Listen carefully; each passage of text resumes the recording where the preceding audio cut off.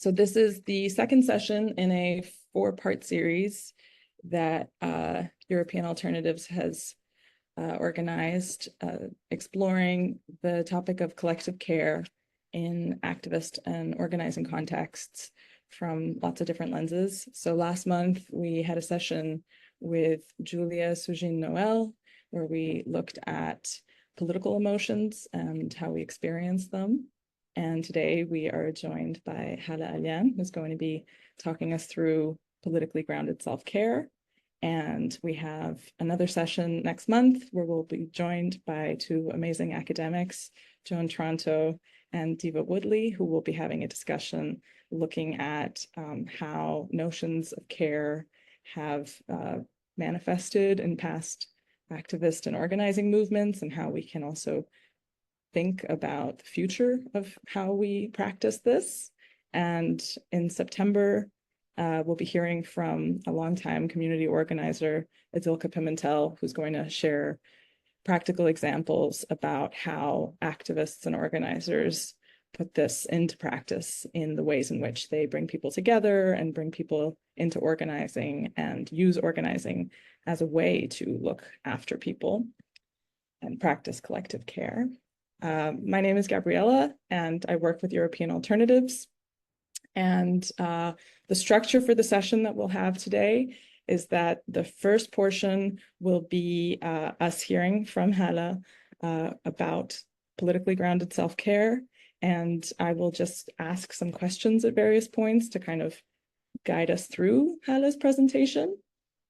Then we'll take a brief break and hopefully get up, stretch our legs, have some water, look away from a screen, and then come back together where we can have a more participatory element and get input from you all, because I know that this is something that lots of people are struggling with, and this is also an opportunity for us to come together and think through how this issue shows up for us. And we're going to invite you to submit questions into the chat, and then we'll give you an opportunity to ask your questions. So that's a little overview of the structure today. And now I will just introduce Hala for those of you who don't already know her. So Hala Alyan is a licensed clinical psychologist, as well as a professor at New York University, and a very prolific and talented writer. She's the author of the novel Salt Houses, which was the winner of the Dayton Literary Peace Prize and the Arab American Book Award, as well as a finalist for the Chautauqua Prize. And her latest novel, The Arsonist City, was a finalist for the 2022 Aspen Words Literary Prize. She's also the author of 4 award-winning collections of poetry, including The 29th Year.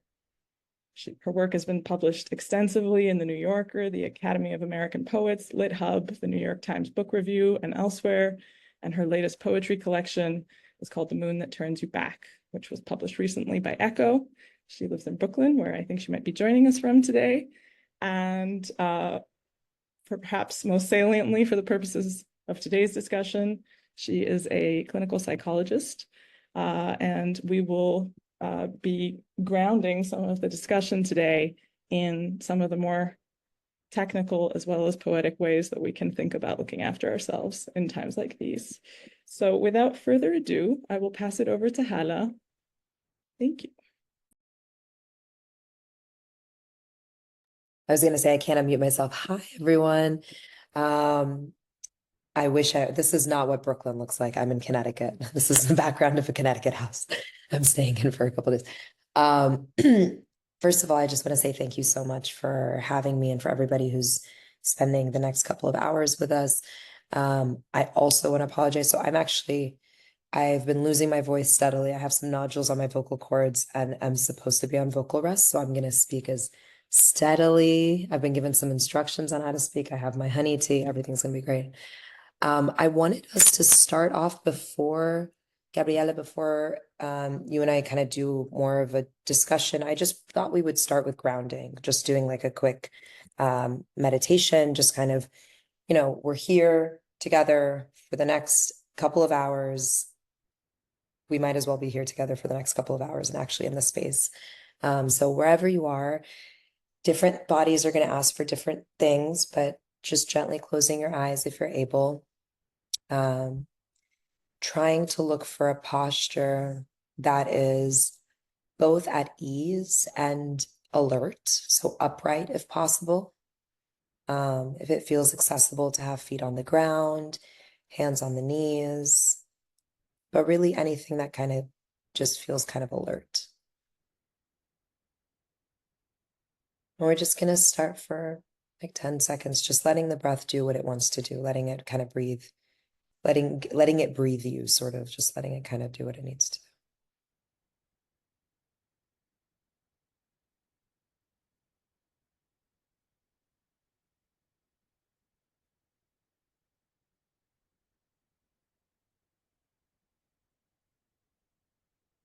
And then just to kind of bring ourselves into the space that we're in, if it's accessible, if sound is accessible, I'd like people to focus and try to make out the sound that feels the furthest possible away, like furthest possible point of noise that you can make out.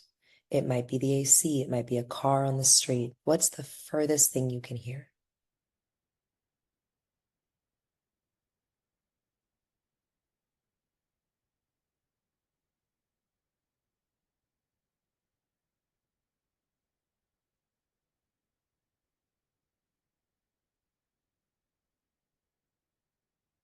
And then we're going to try to locate the sound that is the most accessible, the one that is the closest.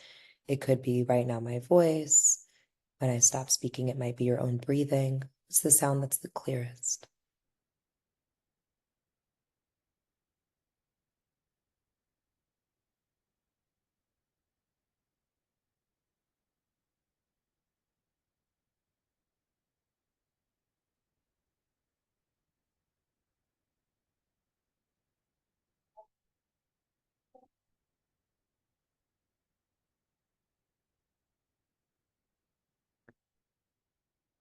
And then just bringing your attention to your body, to the feeling of the air on your skin. If there's any smells. And I'd like us to do 3 breaths together. I'm going to count us in. So I'm going to count you in on the inhale. I'm going to count you to hold it. And then I'm going to count you to exhale. The exhale is going to be really long. And the best way to make that work is to purse your lips like you're blowing out birthday candles. That's how you're going to be able to control your breath. So we're going to go inhale, 2, 3, 4, hold it, 2, 3, 4, 5, 6, 7, and exhale, long, slow, pursed lips, 5, 6, 7, 8.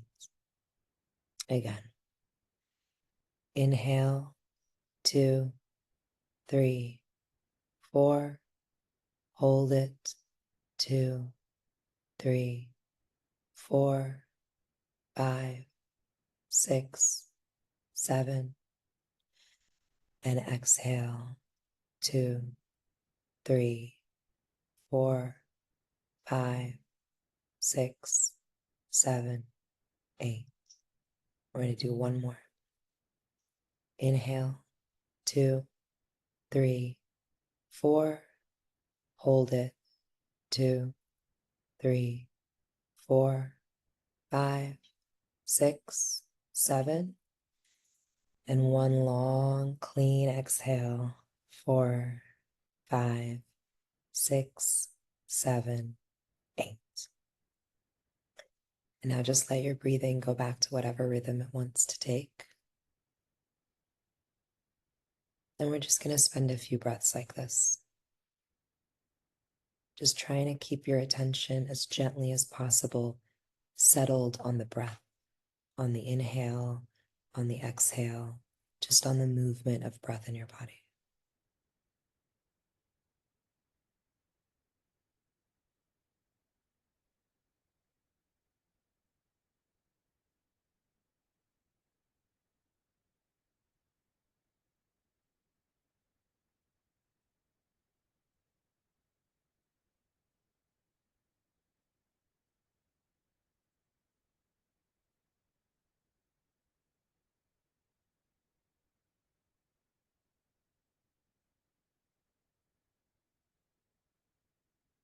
And if your attention wanders, it's super normal. Just gently guide it back to the breath for just a few more breaths.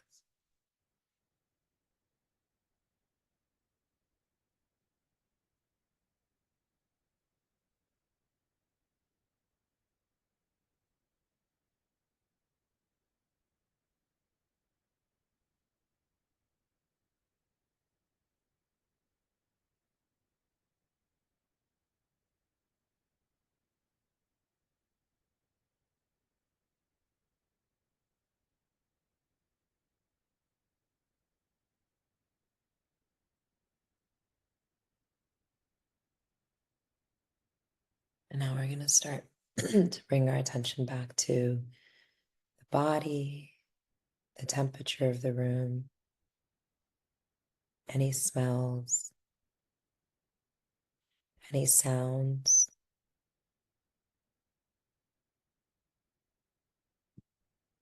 Just reorienting to whatever physical space you're in.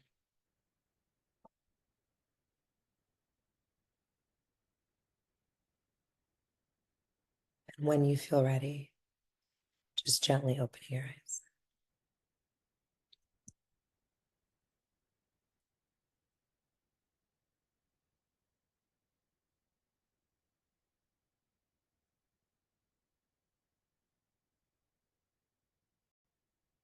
Thank you all for doing that.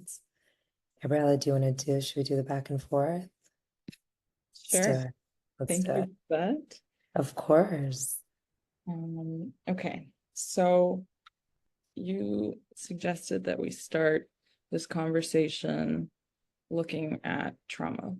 So what can you tell us about trauma and some of the different forms that it can take? I think I want to start by saying it kind of a general content warning of just that we are, in order to have a presentation on self-care, necessarily we're going to be talking about the things that might require self-care. So especially as we're talking about trauma, it might be stuff that kicks things up for people. And I just want to say in general, I mean, it would be remiss in a presentation on self-care to not say, please take care of yourself. And if things get stirred up or there's content that feels a little bit overwhelming, just mute me, step away, drink some water. You're not going to miss anything earth shattering. So I wanted us to start with trauma because I think it's hard to know. I think it's just hard to have conversations about systems of care in general without talking about what it is that causes disruptions in our kind of psyche and communities, and sort of both intrapsychically, interpsychically, and kind of communally. So I'm a clinical psychologist, as you mentioned, and I think a lot of people in this space work with people who are traumatized. And I think we can talk about that later, but that can cause this interesting, almost a sense of partition or a sense of separation from the trauma. But in fact, there's been a lot of studies that show that secondary and vicarious trauma can cause just as much distress in a system, and a nervous system, as a person directly experiencing the trauma. So what is trauma? They're in the DSM, which is what is widely used in the US, versus the ICD, which is kind of used more internationally. There are two sort of delineations for it. There's post-traumatic stress disorder and there's acute stress disorder.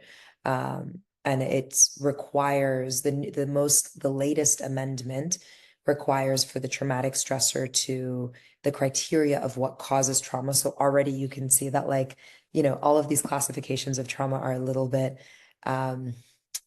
questionable, right? Because who is getting to determine what is trauma, right? Who's getting to define it? And it's you can't concretize it, right? Because every single person in this room might experience the exact same thing. I think it's really important to say and depending on our internal capacities, depending on our risk factors, depending on whether we've experienced trauma before or not, we're all going to have different reactions. Not everybody who's exposed to a traumatic event develops a trauma response. But per the criteria, just so that we can say we covered that, the criteria of a traumatic event includes exposure to a threatened death, serious injury, or sexual violation. and includes things like directly experiencing it, witnessing it, learning about the stressor. So when I teach this, like in grad school, things like I always say, like, what else have people found to be traumatic? And it will be things like, a parent not speaking to you after you come out, a really intense breakup. Like it can range. So I want to say that to say, like, there's a lot of things that can cause disruptions within a system, within an internal system, that are not necessarily involved. And, they don't necessarily fit that specific criteria.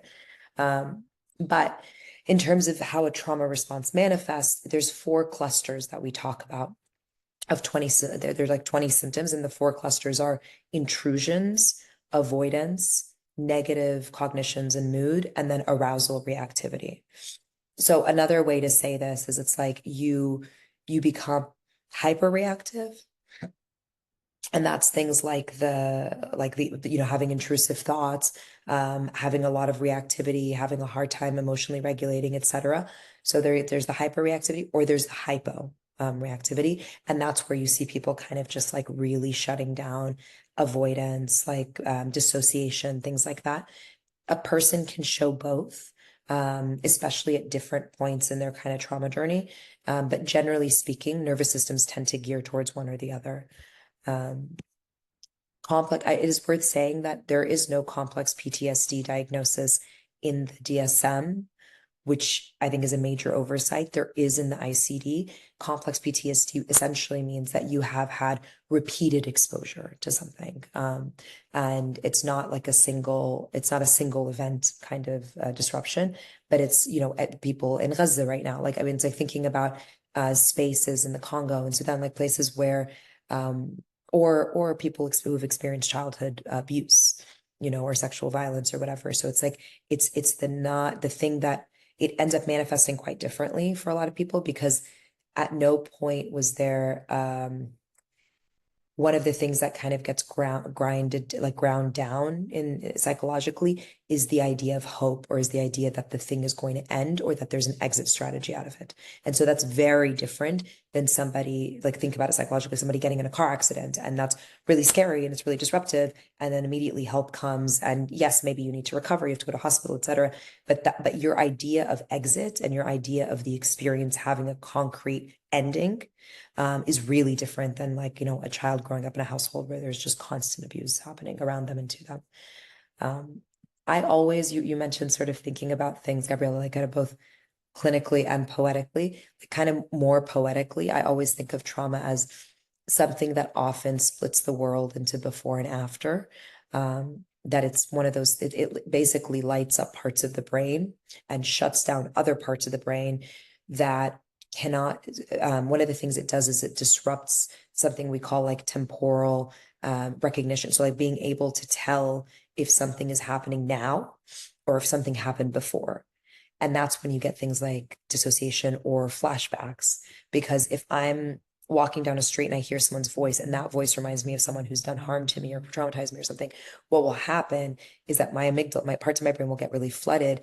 And then there's no way, if you did a brain scan on me, to tell the difference of whether in my re-experiencing in that moment, whether what's happening is happening right now or it happened 15 years ago. And so now play that out in the body doesn't know the difference. And that's what makes it so disruptive. And that's what makes it so scary and disorienting. And so you kind of, trauma is one of those things that often ends up being experienced as like an eternal now. So temporally something kind of, something intense sort of happens to the nervous system. I think for the sake of this conversation, we'd be remiss if we didn't talk a little bit about like secondary trauma or vicarious trauma. So like vicarious trauma is, I mean, these are terms that indicate experiencing distress, experiencing trauma symptoms from viewing disturbing images, from viewing traumatic content. I think a lot of us in these past months have been doing a lot of that. And then there's the additional, again, because there's the sort of the guilt that comes with being in spaces of safety, the feeling of like, why am I feeling out of sorts? I'm in Connecticut. I'm in whatever. I'm just looking at something on my phone. I go back to the idea of like the lizard brain and the old parts of our brain that don't know the difference. So if you watch a video, to be explicit for a second, if you watch a video of a child who's like, is getting, whose limb has been blown off, who's screaming for their mother, you're watching that video on your hand, walking on the subway in Brooklyn, your brain, you cognitively know I'm safe, I'm walking around, and whatever. Your brain doesn't know that. Your brain sees an image and hears a horrible sound. It doesn't know where you are. Parts of your brain do not know where you are and don't know where you are in relation to this awful stimulus. So that's like, it's always hard because I think with first responders or people that help or people that are that work with these communities or work within these communities, I think there's often this additional level of guilt when they start to experience those symptoms. But so I always say like, well, there's a lot of parts of your brain that don't know the difference of where you are, or where you're not, or what's happening to you, what's happening somewhere else, what you're just witnessing, what you're experiencing. I will say too, secondary trauma, which is why you often see it like even more so in help giving communities or communities that provide this sort of work, is that it's more pronounced if you've already experienced it. So if you have experienced yourself, let's say you're an aid worker that goes to a part of the world that has conflict or, whatever, that you have a personal trauma history, you're much more likely to experience kind of more pronounced symptoms in that case. So that's kind of like that's sort of like the overview of like what are we even talking about when we're talking about trauma. That's really interesting, especially when we think about the fact that there's a high degree of self-selection in people who tend to go into, these helping roles. That's exactly right. That's exactly right. It's very similar to like, I always think of like a lot of people that end up working in foster care systems themselves were in foster care systems as children. A lot of people that end up doing trauma work, like in the clinic, just anecdotally, when I think of psychologist friends of mine, are people that have had those experiences and like wanted to give back. So yeah, you're working with, I've like said this before elsewhere, it's like the people that are on the front lines now, kind of diasporically or in terms of allyship. I'm speaking I'm Palestinian originally, so I'll speak for the Palestine cause. It's like the people that are on the front lines doing the organizing, doing, setting up actions, providing help, doing teach-ins, etc. Oftentimes are people that are operating within bodies and nervous systems that have already been traumatized. And I think I just feel like that we don't talk about that enough, that are the people that are the most likely to come to the front of the line in a moment of crisis or natural disaster are actually people who are already people that have likely experienced things like that. So how can we know if we might be exhibiting signs of trauma? So I think like I go back to that, the sort of symptoms that I said very quickly. I think there's, thinking about hyperarousal, thinking about hypoarousal. A good question in general is like, are you having a hard time enjoying things or showing up? We call this anhedonia, showing up for things that you historically like. Like best indicator of the future is the past. So the best indicator of like someone's functioning is how is your ecosystem responding when you're presented with things that historically cause you pleasure or connection or joy or whatever.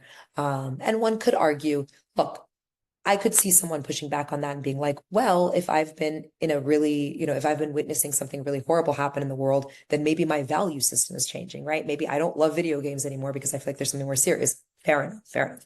But I'm talking about like, if you find yourself irritable all the time around people that historically replenish you, if you find yourself, it's hard to look forward to anything.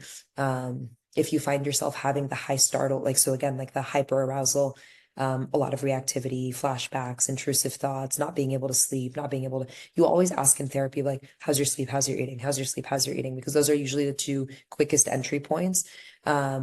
So if you find it's like, it's really just like it's a lot of things are disrupting those kind of metrics of functioning. And then the alternative is like, I'm a big dissociator. So like I will find myself literally, which is why things like Instagram are so bad for someone with my brain, because I will just open it. I mean, they're designed to be this way, but it's especially bad. It's like I'll open it and I'll just I'll like look up days, not knowing how many minutes have gone by. I wouldn't even be able to tell you what I just looked at, because that's how much sometimes I get out of it. So do you find that you're losing pockets of time? Is it hard to concentrate? Do you find yourself feeling numb a lot, which I think is something more and more in this period of time I'm hearing people describe, is they're like, I feel so hopeless and I feel so numb. And then I bring in guilt, because guilt is often one of the biggest things I talk with people about like in the diaspora, allies or whatever, is just this feeling of being like, I showed up, I tried to do all the things, nothing changed, and now I just feel hopeless, and now it's hard for me to even be moved in the way that I was moved before. To which I say, like, that's part of the political strategy of relentlessness in systems of oppression. It is done in order to, like, that's a function of it. That's not a byproduct. That is quite literally by design in order to get people to experience what we call psychic numbing, which is this feeling of being like, you know what, it doesn't matter what I do, nothing's going to change anyway. And so, so yeah, I think things like being disconnected, being withdrawn, reactive, angry, irritable. I would also add the thing here that, like, trauma, the way I think of trauma, like if a client comes in, I don't ask people, have you experienced a life-threatening, blah, blah, blah. I don't, like, what I will say is, have you experienced anything that you thought of as traumatic? Because the meaning we ascribe to an event is also really important, right? A person could watch something really violent happen in front of them, and their system of meaning and understanding could leave them not unmarked by that, but like could leave them kind of being like, that was awful. I understand it. I've been able to integrate it. I've moved on. And a person can experience something that another person would not ever think of as being particularly disruptive, but the meaning they've attributed to it, the attachment wound, etc., could end up being traumatic. So it's like, I think there's something too in thinking about what feels like it's really disruptive for us. I think also, like, in terms of kind of how do we know if it's sort of happening? Like there's something to thinking about how, if there are parents in here, like, has your parenting changed? Is the way that you work and concentrate and focus on things shifting? Do you find yourself triggered more often? And like trigger does come to kind of mean, it's one of those like insta wellness terms, like it's kind of come to mean nothing. But like the way I think of like a true trigger is a reactivity that doesn't seem in proportion to the thing that set it, to the stimulus that set it off. There's a very, I mean, I hate the word hysterical, but there's like an AA and 12-step meetings. There's a saying that's if it's hysterical, it's historical. So I wish we could find a better word for hysterical, but essentially, like, if you're having a very strong reaction, in all likelihood, it's hitting something historical. It's hitting something that's more than just like the interaction you're having in that moment, or, like a lot of people don't like fire, just like the sound of fireworks. So like, it's not about you and the firework sound going off right now. It's bringing something up that's much larger and much older in you. I think the other thing I would say is, like, if you do find yourself having these symptoms or experiences, again, symptoms it doesn't even feel like the appropriate word, like reactions, because a lot of this is like normal reactions to really not to quite pathological conditions, and pathological systems and circumstances. So if you find yourself having those reactions, again, I'd be remiss if I didn't say, ask a professional, get a therapist. They're great. Some of them are terrible, but most of them are great. Like, like, ask for help. And I am someone that believes in, like, there's different ways to seek help. So if therapy doesn't feel like the way, there's other avenues. But like, let people know that you need it. And then really the goal is to think about, and this is where like systems of care come in, is like thinking like the ultimate goal, if I can sum it up in one word, of like, what do you want to do with trauma, is integration. The marker of mental wellness, in my opinion, and most people's opinion, is integrating, is being able to say, like, to go from, I'm someone like, I am defined, an essential part of my existence are these traumatic things that I've experienced, to I'm somebody that these things have happened around, and that's part of a larger ecosystem in which other things have also happened, and I'm learning how to integrate it. I'm learning how to be also changed by it. There's nothing like the goal here is not to be unmarked when difficult, painful, disruptive things happen in our lives or in the world. You can be changed by it, you can be moved by it, you can be forever altered, but it's how do you integrate it into these other larger parts of yourself? And oftentimes PTSD, or when it ends up feeling a little bit like more symptomatic, it's the inability to integrate the traumatic event or traumatic events into existing cognitive schemas. So things like, you'll see this a lot with trauma, where it's like, it will upend a person's understanding of themselves, of other people and of the world. So it'll upend your sort of cognitive narrative of those three things. So oftentimes it's like, I can't handle things. The story becomes, I can't handle things. I'm weaker than I thought I was. I'm more fragile than I thought I was. I'm more vulnerable than I thought I was. Other people, the narrative becomes people are not safe. You can't trust people. You don't know who's going to take care of you. You don't know who's going to hurt you. And then the world becomes, it's not a place that can be trusted. So you can see how like it's one of those things that is not just disruptive in that like it affects your sleep. It oftentimes upends your understanding of what is solid and what can be counted on in the world. And so that's where it's like it's an inability to sort of integrate it into these larger schemas.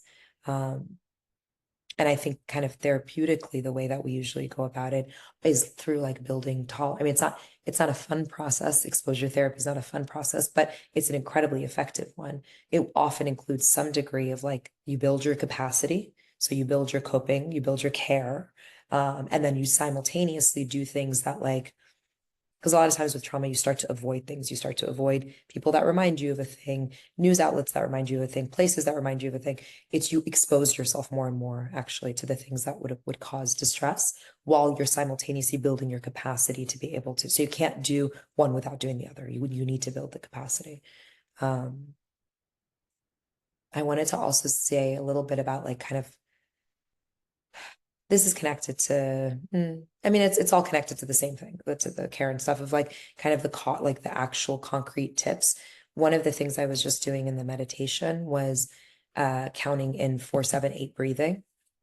And so with trauma, there's a lot of polyvagal like disruption. And one of the ways you reset your nervous system in the moment quickly is through polyvagal exercises. So the vagal nerve is like the main nerve in your parasympathetic nervous system. It's the one that controls body functions like digestion and heart rate and breathing and immune system and whatever. And it's involuntary. So it's not similar to the lizard brain. Like it's not something you have a direct linguistic line to. You can't talk to that part of your body and be like, calm down. So you have to do things that sort of like activate it. And humming is really, really good. Chanting is really, really good. Like anything that kind of vibrates the chest. The 4-7-8 breathing, you inhale for 4, you hold for 7, you exhale for 8, sensory grounding. So that's like a lot of times people that get really, really dysregulated, it's actually super helpful to like put really cold water on your face or hold an ice cube and just wait for the ice cube to melt in your palm and really pay attention to the sensation of the ice in your hand. So it's kind of these like nonverbal cues that are communicating with the nonverbal part of your brain and body to say like, actually, you're not being chased to death right now. Like in this moment, you're actually safe. So a lot of it is just like how to communicate with parts of the system that you don't have a direct verbal line to. Thank you. That's, I think, a lot of already practical tips that people can think about practicing. And I just want to circle back to something that you said a little while ago about how multiple people, or in some cases, entire societies can be experiencing or witnessing the same external fact pattern, let's say. Yes, yes. But depending on the system of meaning that they either ascribe to it or that they view it through, it can affect them very differently. And it was just making me think about the fact that whether it's what's happening in Gaza or I don't know, that years I spent working in immigration detention issues, are moving between different realities where that system of meaning that people experience things through either makes them totally inoculated to this being something upsetting or deeply affected by it. And there's also a level of a kind of violence that you traverse by constantly being exposed to people who refuse to acknowledge that this is violence.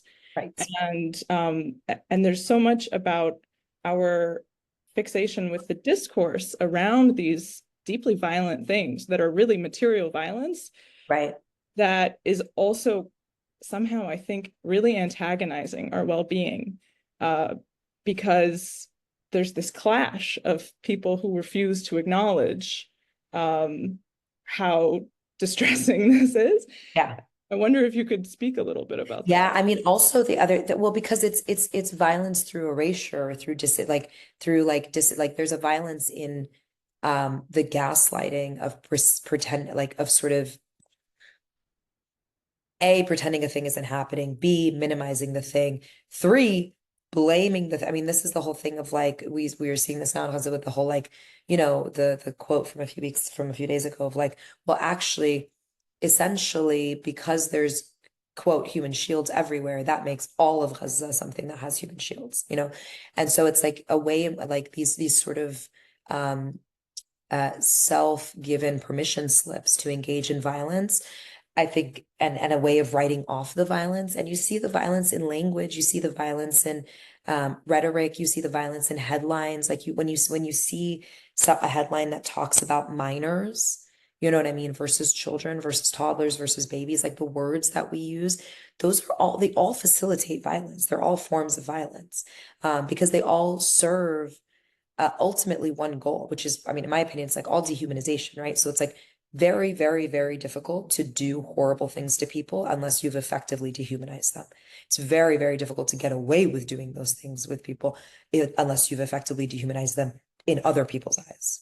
And so I think that there's like, and that the dehumanization doesn't start with dropping of the bombs. The dehumanization starts way before. It starts with narratives, it starts with history books, it starts with the stories that we tell our children when they're very young in school. It starts with the ways that we present things in international communities, et cetera. And it starts with the way we tell a story, with the way that we report.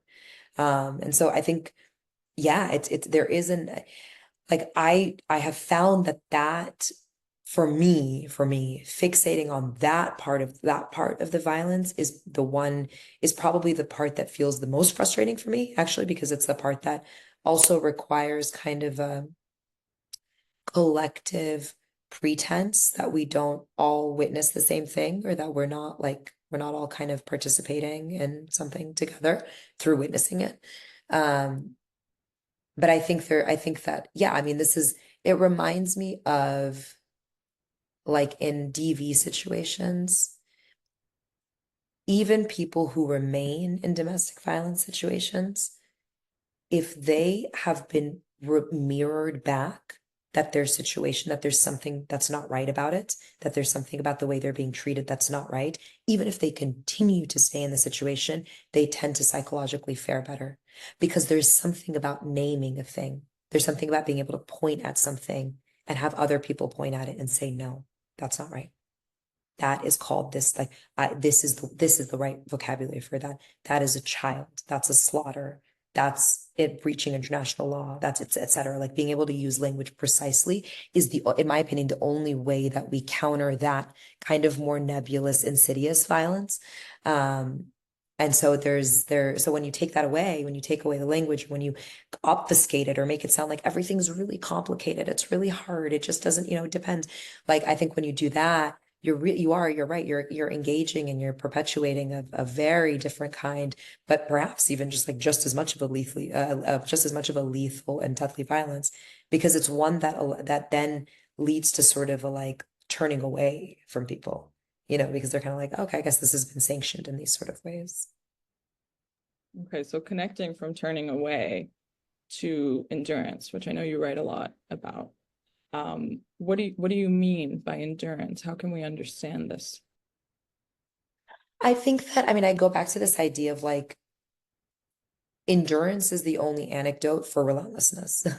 So like if systemically and politically a strategy is to be just relentless, which is I think we're seeing happen in more than one place now, certainly in Gaza, then its purpose is intentional. Its purpose is to get people to disengage, to look away, to throw their hands up. I can't do anything about that. Really, the only way to combat that is to build up capacity. And I think like it's important to really push against this like sort of Americentric Western archetype of like the hero, the idea that like a movement cannot continue, like a movement rests on any one set of shoulders. It doesn't. Not only is that not true, but I think it actually can be a dangerous way of thinking, because when I talk about endurance building, or when I talk about stamina, or in Arabic, to remain samid, smooth, like the idea of like being steadfast and rooted in place, which is very much like a Palestinian concept. like what we're talking about is something that is carried out collectively. This is really important, right? It doesn't mean that I need to have endurance 24/7 going on 9 to 10 months, because likely I will not be able to do that, nor will you, nor will anybody in this room, right? So it means that I focus on the best way to build my capacity and endurance as much as I can. And by endurance, I mean just like the ability to keep returning to the moment, the ability to keep returning to the things that matter to us, the things that are aligned with our value system. So if that's allyship, if that's community building, if that's activism, like the ability to keep building, like really kind of building the sort of this the kind of really it's the capacity to return to a thing. And when I say return, that implies that at some point everyone's going to turn away. And I think like I want to sort of destigmatize the turning away in the brief pockets that people need to turn away, right? Because I think if you don't destigmatize that, then people turn away, they feel guilty, they feel ashamed, and then they don't come back. And so the idea here is that we're talking about capacity building and endurance building on a larger scale, on a real communal scale. To quote Diana Buttu, the Palestinian lawyer, she like posted something where she's like, my mom always says like the point of a choir is so that people can take a breath while other people carry the tune. And so the idea there is that you start to think of yourself as important, not as essential in that sort of very individualistic way, but as important, but also as part of something larger. So I want you, if we're in a movement together, then I want you, I want to push you, I want to call, I want to ask for accountability for you to rest when you need to rest so that you can return. Because the idea here is that you rest so that you come back to the thing that matters. And so I think there's something in the like, there's something really beautiful, actually, like a really beautiful communal act to tolerate and to continue to tolerate. And because we all come up, I mean, I do too. Like I all the time, like I have come up in a system that really prioritizes, romanticizes, I don't even know what else. Like, I mean, just like really puts first and foremost this idea of personal ease, the idea that I want to, kind of like this is very Western, very Americentric, the obsession with happiness, which doesn't even mean anything, right? Like happiness is an emotion like everything else. But like the idea that like I want to feel okay individualistically, that my priority is for me to feel okay, for people that I care about in my immediate circle to feel okay, right? That really runs counter to what we're talking about here. Because this is like, well, you know what? I might not feel at ease all the time. Because if I'm going to engage in something that really matters to me, like this moment or like a liberation movement or whatever, then probably I'm going to have to engage with content that's distressing. Probably I'm going to get frustrated at the news. Probably I'm going to get angry at leaders, whatever. But that's okay. I'm going to sacrifice my personal ease because it's in the name of again, a lot of the way that I think in general is like it's in the things are in the service of what, right? So what are you doing X in the service of? And so if and I think I say that because it's hard to remain committed to something unless you remind yourself continuously why you're doing it. And so it's like, okay, I sacrifice my personal ease as often as I can while still remaining functional because in the service of this larger thing that matters to me and matters to people like me and matters, in my opinion, to everybody, whether they realize it or not. Yeah, and that's, I think, going back to something that you were saying earlier about how often people lean into either allyship or helping roles because it's slightly self-selecting and maybe there's some either inherited trauma that connects them or they relate to it or they themselves have been through something similar. I know you're going to talk a little bit more later about guilt, but I think one of the challenges that a lot of people bring up, and I really feel it's important to talk about it, is how much we struggle with a sense of simultaneously holding a feeling of not wanting to turn away Right. in a bigger sense, and also needing sometimes, like you said, to take a breath within that choir. And it's I think people we identify a lot with our values and with that which makes us lean into wanting to care, Right. pay attention. That's totally right. Yeah, I mean, I think the guilt thing in particular is really like, I can't remember who I was, what the first time I talked about this with someone recently. It was like, they brought it up, and it was a few months ago, and I was just like, look, feel guilty. Like, they're like, I think if I've realized, if like learned anything over years of like doing, both therapy and like my own therapy and whatever, it's that you can't, I've never fought a battle against an emotion and won. I've never like negotiated myself out of feeling something. It doesn't work. All I've then done is pour even more energy into the loop of the back and forth of the thing, right? It's like in Buddhism, they talk a lot about like the difference between pain and suffering, and like the idea that pain, there's something clean about pain, where it's like pain is non-negotiable. It's like something that will, um, it will like there are experiences that are just going to be straightforwardly unpleasant. But then the suffering that comes in, the suffering often is the negotiation, it's the back and forth, it's the second arrow. It's like the idea that like it's the thing you do because you're trying to neutralize the feeling of discomfort. It's all the things we do, right? It's like the drinking, the distracting, the arguing, the emotional regulation, the snapping, the whatever. It's like it's the numbing out, the watching TV, the getting on Instagram. Like it works in the short term sometimes. But I think for me, the guilt is already an emotion that is likely, it comes from a good place, right? It's coming from, like it's well intentioned, even if it's not the most pleasant thing to feel, but it's already an emotion that's kind of distracting in nature. It's an emotion that takes away from, again, in the service of what? It takes away from the larger thing that we're trying to do. So to then pour extra time trying to be like, well, I shouldn't feel guilty because actually I'm experiencing this thing, or I do feel guilty and this is why I should feel guilty. Like it's just almost cleaner to be like, whatever, dialectically feel guilty and also show up for the things you need to show up. Fine, doesn't matter. Like I don't like, let's not turn one narrative into seven narratives. Let's just stick with the one narrative. And if it's an uncomfortable one, it's an uncomfortable one. But yeah, I think that's also, I mean, look, I say this stuff right now sort of facetiously and kind of flippantly. I like wrote a whole piece about that. I mean, I'm constantly grappling with this. I'm constantly feeling all sorts of guilt. I'm constantly feeling all sorts of, especially in the moments of time, because I've also ebbed and flowed. My capacity has ebbed and flowed in the last however many months. And there are times where I'm just like, I don't know. I don't even know what I have left to give. I don't even know what else there is to say. Like I want to write more things. I feel like I've said everything. How am I going to say it differently? How am I going to whatever? Like I've had all of the same experiences that I think all of us have had, you know.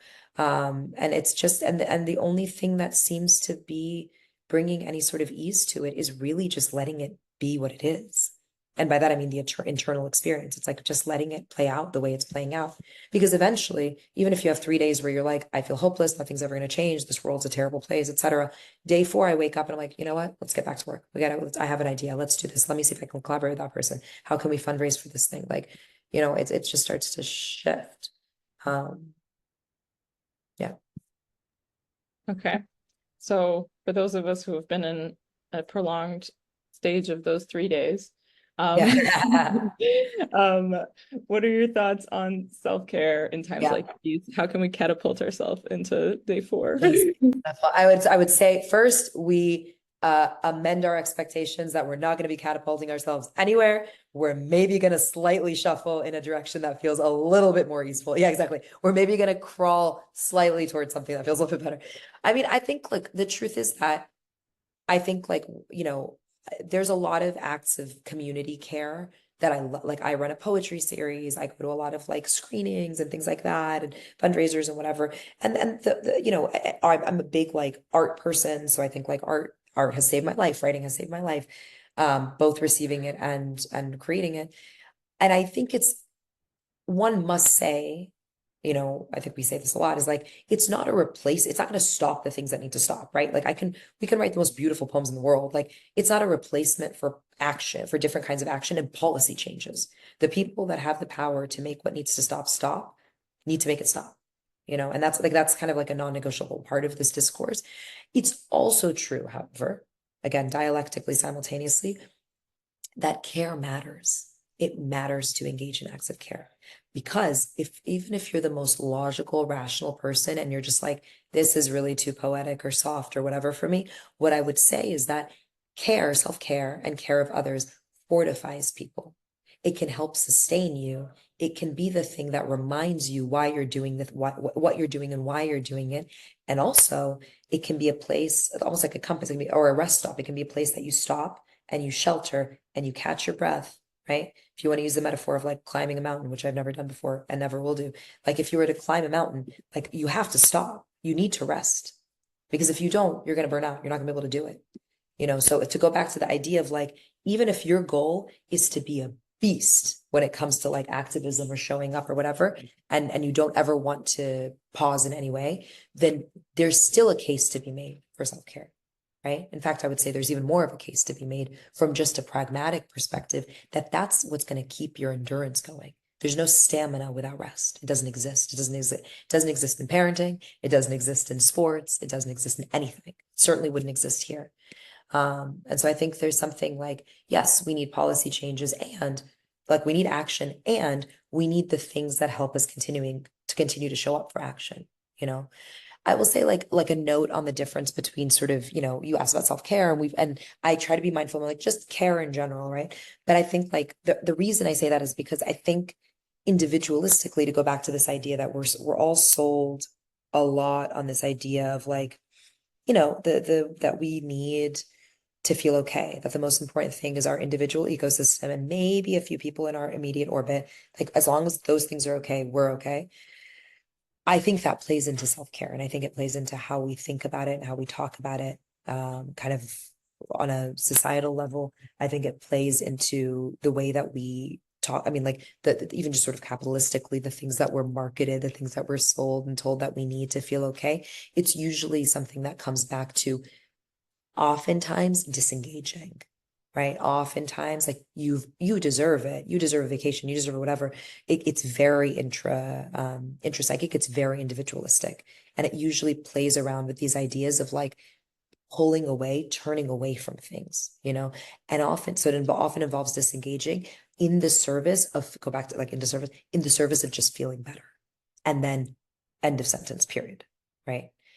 Collectivistly, so if we're looking at it from a collectivist perspective, you engage in self-care more from this like Audre Lorde perspective of like, self-care is like not an act of luxury, it's an act of self-preservation, that's an act of political warfare. So it's like you're preserving yourself not just to feel better. Feel better, that's great. Please feel better, replenish, do all the things, but so that you, replenished, can attend to the things that matter to you, right? So you're feeling better, it's not the end of the sentence, that's not the period, comma, so that you can go back to the things that matter and the systems that matter and the values and the people and the causes and the places that matter to you. So like that's the function of it. And I think that there is really a limitation. You're going to hit a ceiling very quickly in how useful self-care is without community care. Because a lot of the stuff that we're talking about, a lot of the stuff we're seeing in the world right now can't really be survived alone. We can try, but like that's why there's like an endemic, like loneliness is so endemic. Like it's kind of not survivable by ourselves. And so community care, like the difference kind of is that it's like community care is like you can go micro, you can go macro, like on a larger scale. It's like you're voting or you're not voting, you're campaigning, you're not campaigning, you're donating, you're volunteering your time, you're joining aid groups, you're whatevering. And then the micro levels are like you have a friend who has family somewhere where there's devastation happening, you cook them dinner. That somebody is doing a lot of like frontline organizing, you volunteer to watch their kid, you create self-care, like little kit packages, things like that. So it's thinking about how to bring ease, not just for yourself, but ease for kind of the larger spaces that you belong to as well. Yeah, and I think something that you said just now about care reminds you what you're doing and why you're doing it. It sort of challenges this climbing a mountain perspective that we tend to have in movements where there's like an objective that we have to eat enough whatever protein so we can make it up the mountain, and care is just this perfunctory thing so we can keep going. And I think that timeline is true for some things, and then at the same time the care is kind of the mountain top at the same time. That's right. Like we are actually making that beloved community actually happen, and we're practicing those values when we look after each other, and we get to kind of be there already, even in these unbearable times, by continuing to reaffirm that this is not just something that we do as a tool, but as a like an end in itself, right? That's right. That's exactly right. That's a really beautiful play on that metaphor. Yeah, exactly. That like the thing itself, that the act itself, the climbing itself is the thing. You know what I mean? That's part of the care too. Yeah. That's beautiful. So another thing that is a big part of the discourse is bearing witness. And you wrote a piece that spoke about bearing witness as a member of the Palestinian diaspora. Can you tell us a little bit how does bearing witness connect with what we're talking about today? I mean, I think bearing witness, so it connects in all the ways. So it's like, bearing witness is what can cause the secondary traumatization that we're talking about in the beginning. I think that when we say we need to build our capacity, oftentimes it's build our capacity to be able to return to the moment so that you can continue to bear witness in the different ways that people do. Some of that is literally just taking in images, or, there's a lot of people on the ground that are risking their lives to get us images and to get us stories. And they're not doing it for themselves, right? They're doing it for people that are not on the ground. But I also I want to really quickly say, like, I know people's capacity for that also is different, right? So like there are people that can watch an image like that or watch a video and just like, if I watch it, I have to take a minute, I have to like, do some resetting, etc., and then like kind of go back to my life. I know people who, if they see something like that, that's their week is gone. Their month is gone. It's super triggering. It sets off all these trauma responses. So like if it's going to cause a level of distress that affects your functioning, I wouldn't recommend doing that, But I think you can bear witness in different ways. You can bear witness by thinking about the numbers. You can bear witness by reading like testimonies. You can bear witness by watching the news. Like there's different ways to do it. I also think like practices of care that we're talking about is what helps us bear witness to these stories. And there's something about, like, I think a lot about like what is a witness, and I've like written about this too, of just like witnesses are kind of custodians of the truth, and there's sort of like even a witness in a courtroom, like what's the function of a witness? It's to see, it's to take in, it's to observe, and then to do something with what you saw. It's not just to be a bystander, right? Because the value of a witness is what you later do with the truth. It's an honor to do. It's extremely painful. It's not pleasant a lot of the time. But again, I think our culture mistakes pleasant for pleasant, like something that feels pleasant for something that is valuable. And that's not true, in my opinion. And so I think that like bearing witness is a way of allowing people to provide a direct testimony of their history, of their experiences, of the effect of their experiences, of their lived life, etc. And I think it's especially important if those narratives are facing erasure, or those people are facing erasure, they're facing gaslighting or whatever. Like it becomes it's actually like an inherently political act to listen or read a book or, listen to an interview or something like that by someone who's a member of a community that's constantly facing erasure. That alone is that alone is being political. That alone is showing up. That alone is like taking a form of action. And so like I think there's something in the like, we're bringing, like bearing witness involves bringing ourselves to the suffering of others and to the suffering of a moment with the capacity we have, So it's like, yes, regulate our emotions, soothe our nervous systems, et cetera, et cetera. If we don't have the capacity to do it, even with all those tips, that's okay. You'll find other ways to bear witness. But it does mean it means something about like being willing to like continuously be changed by the world because you're paying attention to it. And I think, and being continuously kind of committed to seeking truth and like really being like, I'm not going to flinch when I see a truth, even if that truth is extremely inconvenient for me. I think right now we see that a lot. I'll speak for the States because that's where I am, but like we see it a lot in Jewish communities where like a lot of the action and a lot of the activism that's coming through those spaces has been so obviously amazing. But I think also it requires before, like the first step is a lot of people have had to really push through very powerful stories that they have been told and narratives they've been told around safety, you know, around well-being, around survival, around existential threat. It takes a lot of courage, you know, and having to like turn and do that and be like, I'm going to stay committed to finding the truth of this. I'm going to stay committed. I'm going to follow this for as long as it leads. That's bearing witness, you know, it's bearing witness to reality, which is, I think, what we all want. Well, I think we actually don't probably we don't want that. We all want to be anesthetized in some ways, but like, I think it's like what we all kind of want on like the most core universal level, you know, is that we do want to seek truth. Our impulse is to seek truth. It's just that it's often so painful that people end up turning away.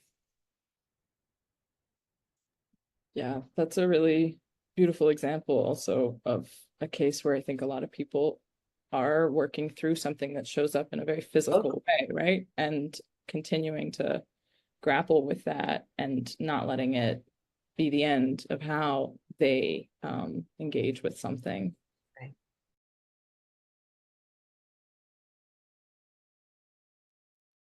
Hi, everybody. Welcome back. So we have started to receive a few questions in the chat. So just wait for Hala to return. Hello. So, okay. I'm going to invite people who submitted questions to pose them themselves. So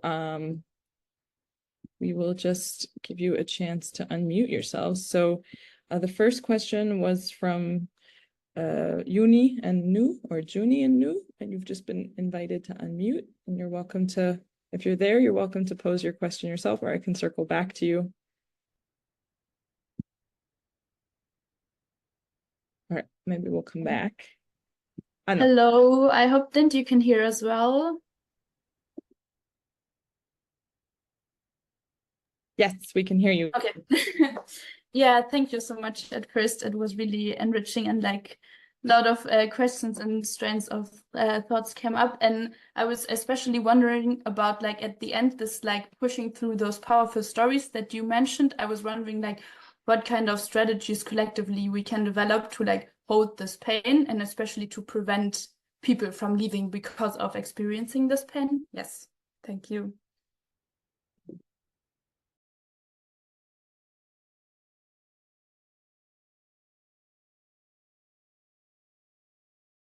I was going to say, I can't unmute, sorry. That's an excellent question. It's really beautifully phrased too. I've been thinking about that a lot. I think there's some, so I think a lot about our, like, there's a modality in therapy called ACT, acceptance and commitment therapy, and they distinguish a lot between goals and values. And so a goal is something you can put on a to-do list and scratch off. So like getting married is a goal. Having a sustainable, evolving, respectful relationship is never something you finish, right? Because it's constantly a work in progress. And so I've come to think about, like, part of it, I think, is we need to think of narratives that encompass our value systems, so that if we are collectively in the service of liberation, if we are collectively in the service of people have the right to live freely, to love freely, to move freely, freedom of motion, freedom of access to resources, of food, of water, etc., then that becomes a guiding light that can kind of be the one, it decomplicates, right? It simplifies, I guess is a better word. It simplifies how we need to show up for different political moments, right? Because you can read a political moment quickly, right? You can kind of be like, okay, is the value system that I hold nearest to and dearest to me in play here or not? Oh, it's not. Okay, so this is how I'm going to try to show up. I think in terms of like how to prevent the burnout, there's something for me that I'll tell you what I find comforting in terms of narrative is the belief that there's more people that believe in this than that don't. I think there's something for me that, especially this, I mean, again, I'm Palestinian by origin. I have lived in the States for 15 years now, in this like second iteration of living here. I have been here through many devastations of Gaza, obviously never anything at this scale. And I have seen the discourse year after year after year, and it's changing. The discourse is changing. Does that change? Is that materially useful for like a mother on the ground in Gaza? It's not. But if I zoom out and we think of like a liberation movement across a lifespan, across several lifespans, then that shifts something, right? So I think for me, it really is starting to feel more and more like there are more people that are being willing to engage with the truth of what is happening and being curious. Because for me, I'm like, just be curious. I don't care. Be curious and engage with history. The rest you'll figure out, right? Like I'm not interested in like trying to convince anyone of anything. I'm just like, listen, if you can just come with curiosity, you'll end up where you need to end up. So part of it for me is like there's more of us. And I don't even mean that in like a hostile way. I just mean like there's more people actually that believe in this and that believe in the liberation of not just this community, but of these communities in general across the world. I think the other thing is that the relentlessness, the thing that I was saying earlier is like that's by design. The relentlessness is a marker of change. It is a marker that something is shifting. The more relentlessness amps up, the more it shows that something has created that no, I don't mean this in the sense of like that's causing the relentlessness. I mean it in the sense of like the relentlessness is because there is a narrative that is petering out, like a narrative that is not holding its ground in the way that it used to, because it's being forced to confront reality and being forced to confront truth. And more people are witnessing that. And so, you know, entities or systems that are bred on violence and bred on ideas of violence, this country is one of them, only speak in violence. That's the vernacular they know. And so when they amp something up, they're going to amp it up violently. But I think there's something culturally that's really shifting. And then the last thing is to recognize a thing for what it is. I mean, I am very careful about where I put my energy. If someone comes to me and they're presenting bad faith arguments, I don't engage with that. I don't even I'm just like, I'll literally be like, hey, here's a book you should read. I don't do back and forths. I'm not here to negotiate with anybody. And so I think like being mindful, I think collectively about what's useful with our energy kind of collectively is like, I don't know that engaging in bad faith debates is helpful for anybody. Let's preserve our energy. Let's put it towards spaces where it can be put to more value. And that's different than like people who are genuinely new to certain ideas or asking questions or really curious. If you have the capacity to do it back and forth there, please do, you know, but I think like also note like being wise as a collective of like, how do we stay focused, right? Because there's something about being like, just stay focused. Everything else is background noise, just stay focused, you know?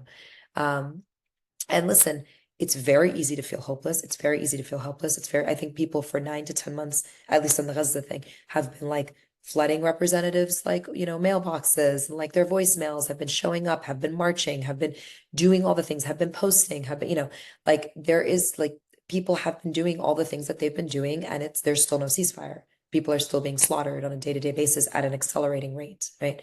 So I want to name that. Like I understand why there is that feeling of the hopelessness and the helplessness.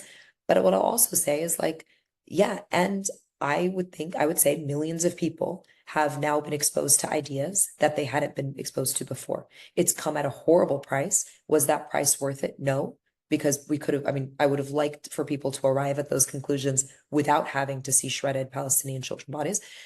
But like, given that that's where we're at, there is something in being like, I have also seen people become much more steadfast in their position and much more unflinching in their willingness to speak the truth of what they're seeing, you know? And the thing is, that doesn't go away. That doesn't like, once you've seen a thing, this is like the famous word, like the quote is like, once you've seen it, you can't unsee it, you know? And so that is going to transcend this moment. So I think those are some of, I don't know if I'm fully answering your question, but like, those are some of the things I think of as like guideposts for kind of like collective organizing. Thank you. The next question is from, I hope I'm pronouncing it properly, Jerome. I'm going to unmute you. Okay, thank you. Yeah, I have my question would also be linked, I think, to the idea of how we could do more efforts to, in our groups, institutionalize a politically grounded way of doing self-care and collective care. Because I feel like there's still a struggle. Like, I mean, there's a lot of groups, and there was even more of that in the past, I would say, where it's, yeah, people don't talk about care yet, and there's really like this, there's this urgency, and we have to go, very action focused. And then you see it's always like this flashlight energy, and then people burn out and they drop out. And then sometimes the remedy to that becomes like a kind of or just because people can't cope it anymore, there becomes more focus on self-care. But sometimes then the self-care is also infected with a very like reductive or even like a very neoliberal way of doing self-care. Might even become an excuse to take up accountability, and people don't take accountability. So I'm really looking for like inspiration and practices that help groups to for the long term. So we do not have to be sprinters, so we can catch up with our bread, but we can become marathon runners. How can we institutionalize this more politically grounded care? And if there's any ideas also, is a good case studies on this, if groups have done this, books, manuals, anything that helps us in groups. So I don't know. part of our DNA. Yeah. It's a great question. I don't know of any manuals or books. I can look into that. I think the problem is it's sort of like a boat we're building as we go along, because for so long, exactly what you're describing has happened, right? So I think in some ways, these concepts of how to, you know, obviously there's thinkers like Audre Lorde, like, I mean, there's people who've like written about the need for these sort of things, but I think the idea of like how to operationalize it and concretize it is still something that people are figuring out. My instinct hearing your question is that you want to make it so it's preventative. So it's prevention, not just intervention. You want to you want to normalize and instill things institutionally that exist outside of moments of crisis, right? Because the problem that happens, and you're 100% right about this, is that people scramble. Like for my community, in New York, or like the spaces, the writer spaces or the psychologist spaces or whatever, it really felt like, okay, October, November, December, like we hit the ground running, and then kind of lagging, realized people were starting to lose steam. I really like the metaphor of like sort of like the sprint. People start to feel kind of like, oh my God, we have to replenish, and then you're kind of throwing out terms that don't really mean anything, and then you meet up, and then you're gathering, and I mean, look, again, we're sort of building this as we go along. But I think there's something about, if you work at an institution that is going to engage with communities or spaces or places where there tends to be high conflict or natural disasters, or or there's just like a high need, then I think there's something about really normalizing and I keep coming up with the institutionalizing, essentially, like acts of regular care, like acts of respite, acts of rest, like integrating concepts of like mindfulness and meditation throughout the week, like starting staff meetings with like a meditation exercise, like things. I think like there's something about having it be so part of the culture of a space, that this isn't just something that we do because we're falling apart. We don't wait until we are on the brink of burnout to then try to pull ourselves back or pull each other back and like replenish.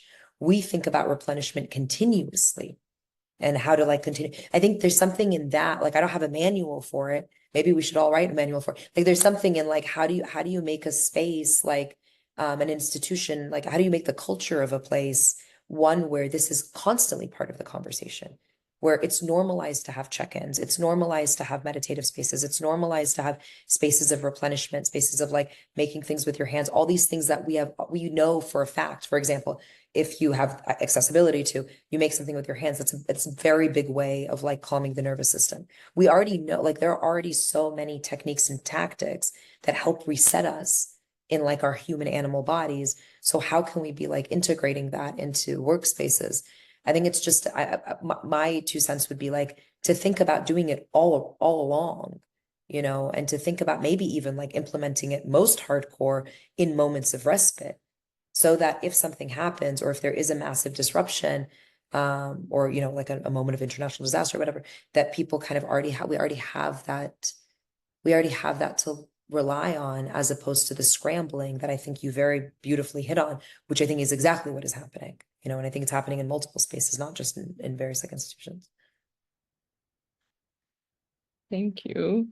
The next person that we're going to invite to ask a question is labeled as Redmi Note 9S, and I sent you the question that we were able to save before everything got lost. So hopefully, if you're there, that helps you remember what you wanted to ask. Otherwise, we can come back to you. The other person who had submitted a question was... Can you hear me? Yes. Okay. Thank you, first of all, for this starting with grounding, living grounding exercise for everyone. That was, yeah, I hope that's used in much more spaces. Mm. And for all the knowledge you brought. And Thank I you. was wondering how you feel, how you think about, and also participants here feel about, because to me personally, it's also about self-care when I feel this eagerness to act, to organize, also to care for activists. But personally, I have to say I struggle with priorities, or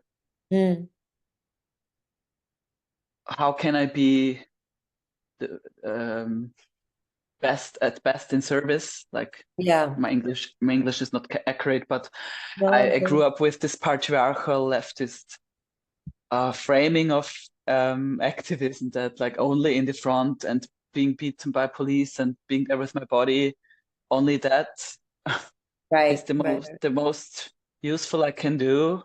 Right. But anyway, also often like in the aftercare, in the reproductive care, like giving massages, for example, to activists, and I really experienced like I'm diminishing myself in that role.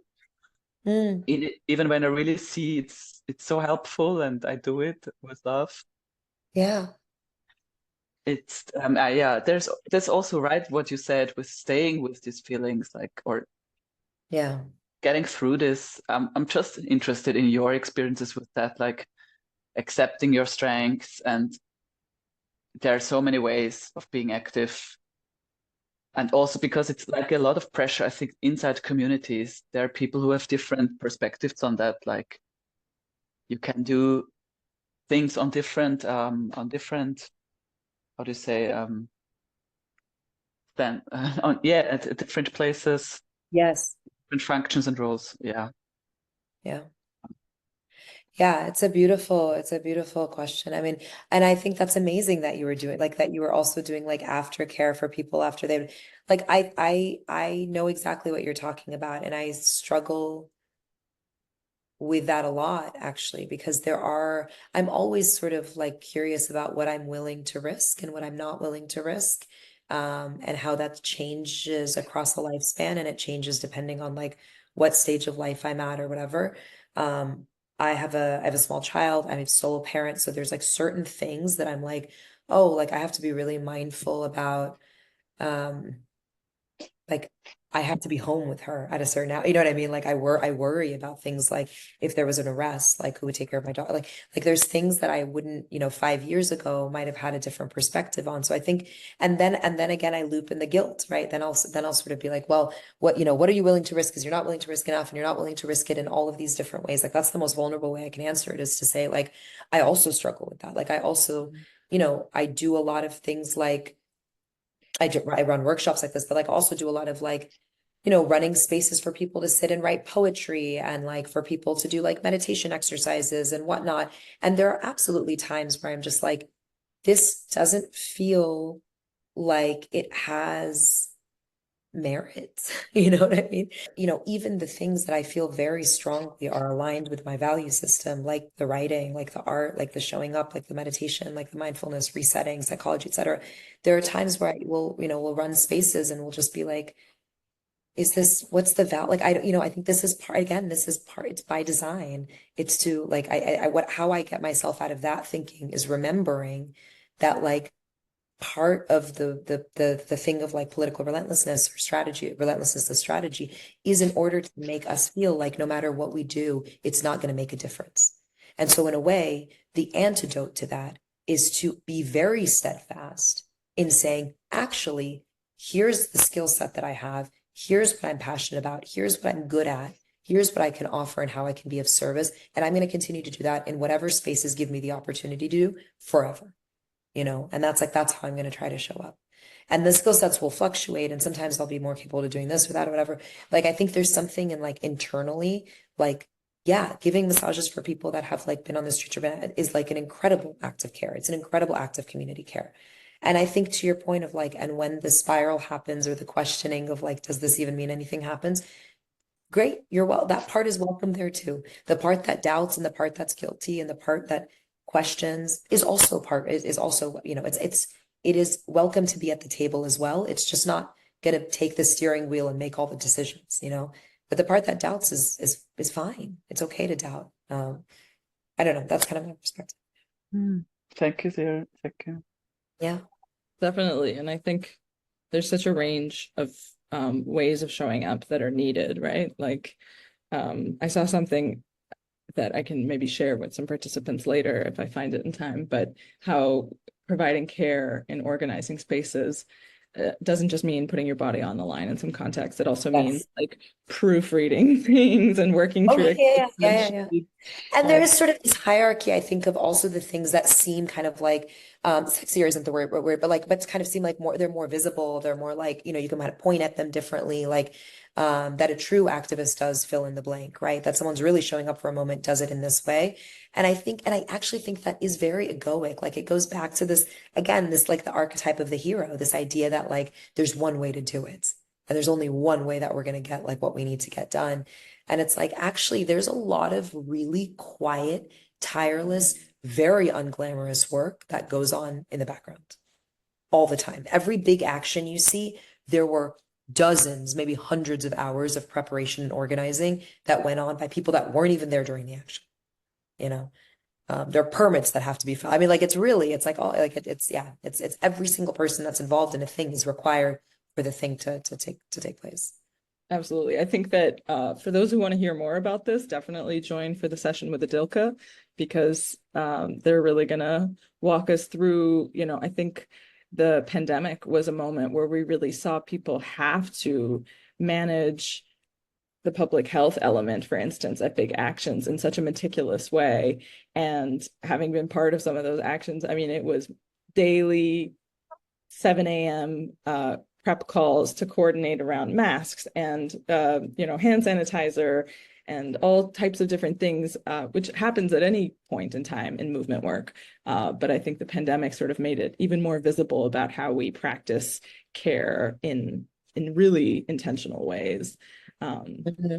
Anyway, David, I'm going to invite you, David Reich, to ask your question if you're able to unmute yourself. Hello, do you hear me? Yes, I can hear you. Hi. Hi, this is Amanda. We're a few people here together. First of all, I just wanted to say thank you for sharing your knowledge and reflections with us. It's been super interesting to hear. So my question is related to what we were talking about just before the break, the conversation about bearing witness. And I wanted to ask, I would be curious to hear your thoughts on how we build the collective capacity for bearing witness and how we support each other, continue to bear witness when we see comrades around us turning away, for example, because as you said, it's too painful. Yeah. I think I would go back to this idea of like, you stagger it, you trust that other people can show up when you can't show up. I mean, the best thing that you can do is have open communication. Like I really try to do that with people in my network, where it's like, just to really be open and be like, I'm not going to be able to do this thing. Who else can take the lead on this, you know?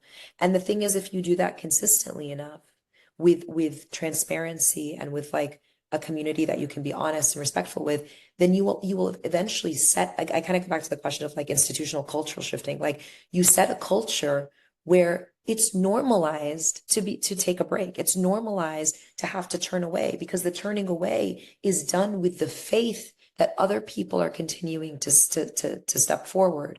And so you build, in my opinion, you build the capacity and the endurance by building in the rest. You know what I mean? You build it in by building in the trust that a movement is not going to dissolve if somebody needs to take like a weekend off of Instagram, you know what I mean? Or like not engage with the news or something like that. But I think in terms of like capacity building exercises, there's something really beautiful. I mean, this is where like the poet comes in. Like one of the things that like I've been leading people in and like more writing workshops is like writing prompts around imagined futures. And like I think there's something kind of collectively in maybe in workspaces or institutional spaces of like, you know, leading almost like daydreaming workshops, like kind of like, what is it that we believe in the world still? What is it that we believe in each other? What is it that we hope to see when we say liberation? What does that look like?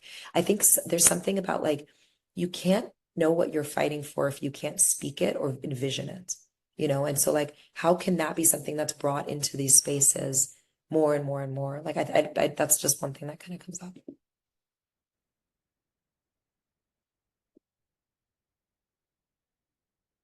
Okay, we're going to do something unorthodox, which is that my friend who was in the other room, her phone died. So she's going to just appear here and ask her question, isn't she? Oh, hi. Amazing. Yeah. Cool. Hello. Hello. And thank you so much for everything that you've shared. Of course. Something that I was curious about, and I have two questions, it was a two-parter. One was kind of going back to what you were talking about in terms of emotions being functional, and kind of what it could look like to lean into both the kind of emotions, but also the somatic reactions that come up in this work rather than avoiding. Because I think sometimes, right, when all of that responsive reactivity comes up, it can be so easy for people to either go into shutdown or into that dehumanization mode or into that I must protect myself mode. And I'm curious if you have any thoughts on how to lean into that as an opportunity for connection and transformation. 100%. Yeah. Yeah, it's a beautiful question. Oh, sorry. Second part. Go. Second part, and you can answer either or none. No, I love it. Go. And the second part is kind of your thoughts. You know, you're talking about trauma on an individual level, but then also trauma on a collective level. And I'm kind of curious if you have thoughts on how you conceptualize trauma healing across those levels, kind of that within to the without, or does it start kind of in the big and then with the... Oh yeah, I see what you mean. Yeah. It's kind of curious. That's beautiful. Both questions are beautiful. I mean, I think in terms of the first one, there's something about like, or maybe I'll answer the second one first. Okay, so the second one first. No, I'll answer the first one first. I think there's something about like, you know, I think that the first step to not dissociating or completely shutting off a reaction emotionally is to acknowledge that it's happening. And to even acknowledge that it's happening, one has to be able to identify it. I think the problem is that most of us are not very, we're not like literate in emotionality. I don't think it's something that we're taught. I think that it's especially, you know, like if you tend to be a dissociative person, like it's like the first step really, when if I'm doing trauma work with someone, is to first get them to learn how to notice what they're feeling to begin with, before you can then make a decision of whether you lean in, you lean out, you dissociate, you whatever. First, it's like, can we name the thing that we're even feeling? And sometimes this can be really basic. Like it has to be like literally like, where do we feel it in the body? Like, does it feel like a fun thing? Does it feel bubbly? Does it feel, you know, so it's like really getting people to develop a fluency around their own emotional temperature is number one. And then there's a choice point. I wish it was more glitzy and like sexy, but really there's just a choice point of, are you willing to turn towards something that doesn't feel good? You know, and are you willing to do it? This is true of addiction work. This is like, it's true of a lot of things. Like, are you willing to sit with discomfort in the service of, right? That's the second part, right? Because most oftentimes, if you just ask the first question, people are like, no, thanks for asking. I'm not willing to feel something uncomfortable. But if you're like, are you willing to feel something uncomfortable in the service of being able to have it move through you more quickly, in the service of it being data that you can use in these other areas of your life, you know? And I think when you frame it that way, people start to be like, I still don't like it, but I'm willing to try it. So I think for me, it's like a lot of like, you know, it's even, and somatically is the same thing. It's like, I can be very dissociative. A lot of the time I forget I'm in a body. That's my big journey, is like to remember I'm here. Like, you know, I often have to be reminded by people to drink water. I get a headache. I'm like, why do I have a headache? Oh, I haven't eaten in 8 hours. Like, this is kind of the thing that I'm working through, right? Is like, how do you like drop in and remember that you have a body? A lot of it is I mean, fundamental. I have like a alarm thing that goes off 5 or 6 times a day at random times that just goes, how's your body? Like, it's pretty basic stuff, right? It's the kind of thing you like start teaching a toddler. you know, is like, do you need the bathroom? Are you thirsty? Are you whatever? Some of us need to be retaught that, or sometimes taught it for the first time, you know, and like eventually those cues and that sort of dialogue within the self becomes second nature, right? You start to be like, no, I do know what I need. I'm feeling this thing. I'm feeling angry. I'm feeling whatever. You catch it before it develops into a reaction. The goal is to catch the sensation before it becomes reactive. Reactive can mean before you snap at somebody. It can also just mean before you shut down, you know, and like before you dissociate. And the second question is really beautiful. I mean, I think like it depends, right? Like I do think it's kind of a simultaneous thing. It reminds me of there's like studies about how there were these studies that were done years ago about if a kid is showing mood symptoms or behavioral symptoms and they come in and the mom is depressed, the mother, it was like very gendered, it was like the mother is depressed. Sometimes if you just treat the mother, you don't treat the kid gets better. So there's this whole concept of like treat the mom, like heal the mom, heal the tribe, heal the mother, heal the tribe, you know? So like I now you take that concept and you spread it out, it becomes bi-directional, right? So like if you are improving the conditions of a collective or of a community to be able to access healing, to be able to access resources, individually people are going to get better. But if you're providing resources to sort of quote heads of households or caregivers or, you know, the people that are going to be providing most of the resources, then in all likelihood, I wouldn't even say trickle down because I don't want it to sound hierarchical. It's going to trickle out, you know, so it's going to be something that ends up reaching more people.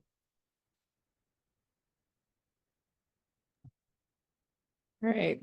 Thank you so much. Those were all of the questions that we got. And I think this is probably a good place to just start wrapping up. I don't know if there's anything kind of concluding that you want to share. No, I'm just really like grateful to have spent so much time with all of you. Thank you so much for having me. Thank you so much for joining us. I think, you know, the idea for this session in particular really came from so many conversations that either we in our team have had or that we've observed in the organizing context that we're part of. And there's just such a deep need for people to, as you said, reconceptualize care, not as this individualistic form of pulling away and of giving into this numbing, but as a way of continuing to practice these values and also turn back towards something. And yeah, I'm really grateful that you were able to talk us through all these different tools and ways of thinking about this. And thank you also for everybody who joined us. And we will definitely make this available to others to watch at a later time. We, as I've said before, have a few more sessions lined up. And I think a lot of things that Hala talked about today really tie in very beautifully. I know in particular that the session that Joan Tronto and Diva Woodley are planning in our conversations, prepping for that, this notion of futurity and like how thinking about a future that is full of something that we want to be a part of and that looks and feels different than these difficult harrowing and repressive times is a form of care and is a practice that we need to cultivate. So if that resonates with you or you want to hear more about that, then I would definitely encourage you to join and listen to two very brilliant people in conversation with each other. And then in September with the DILCA, I think there will be so many practical tools. I saw a lot of people in the chat who are either involved in organizing themselves or are, you know, supporting organizers and want more ideas for how to integrate this into the way that organizing takes shape. I think that Adilka will have a lot of insight on how to practice that. So hopefully there's more to build off of from where we started today. And lastly, I'm going to drop into the chat a link, which is for an optional follow-up reflection session that we're offering next week. It won't be facilitated. It's just an opportunity for some participants to connect with each other and work through some reflection questions that that Hala prepared.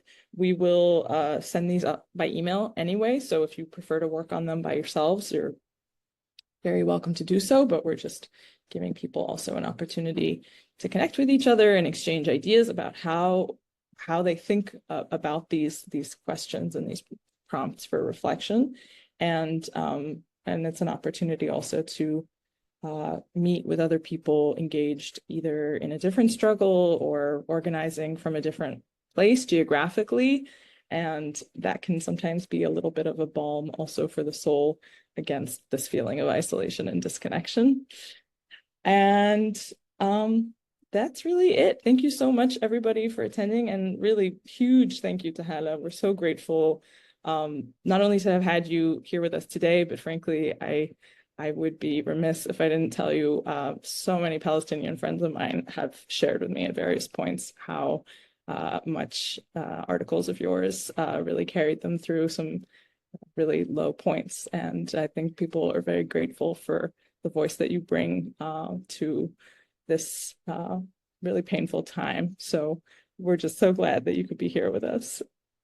And in general, to have you shining all that forward and making art as well as being a political voice. So thank you.